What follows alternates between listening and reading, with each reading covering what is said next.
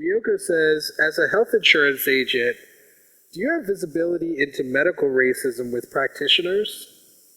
Absolutely. Absolutely. And I'm kind of limited to what I can say because I do partner with several clinics and hospitals and facilities here, but I can tell you, depending on the type of insurance plan they have, whether they have subsidies, they don't have subsidies. There are some healthcare providers that refuse to deal with them because they just say, oh, they're too much, they're low income, they're this, they're that. It happens way more than you know of, depending on, they label clients based off of their insurance or based off the type of plan they have. It happens all the time. And it's sad because, I feel like, well, we've talked about this before, I'm a big advocate of healthcare for all, regardless of your income. We're one of the many countries that don't offer free healthcare to our citizens. I know people have their feelings about that or whatever, but there's so many people that fall in the cracks that don't get healthcare until it's too late. And it costs them their lives. So being profiled based off of your income, and doctors having the right to choose not to take clients because of the type of insurance they have or the type of policy or the pay that they're going to get paid, their set amounts that they're contracted for, because they're going to get less money, they pick and choose not to treat them. And I feel like that goes against, the healthcare code of conduct that you take when you swear to provide the best and adequate attention and every life is valuable.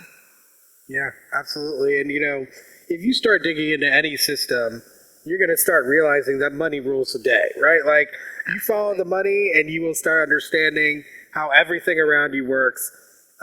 It's super depressing. I think about it all the time.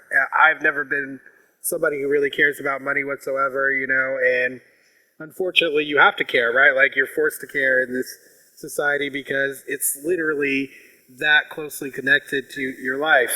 And we need to make sure that people who don't have a lot of money can get the health care they need so they can, not have that anxiety hanging over their head all the time. Yeah, I had a real quick clinic that I was working with, and I advocate on behalf of my clients. And I have a client that's African American, that's diabetic, raging diabetic.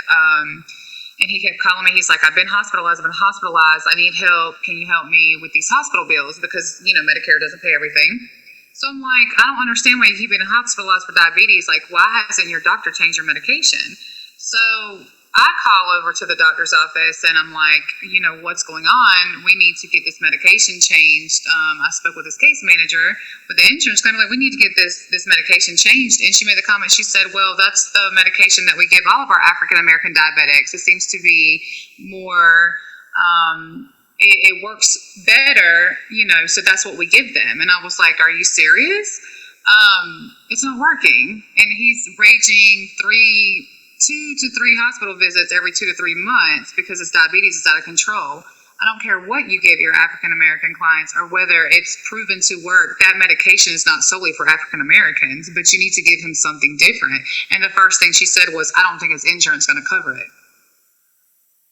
And it made me furious. You don't think or you don't know. Because last time I checked, doctors don't check insurance. So I was like, you need to write him a script and let me figure out how we're going to get it covered.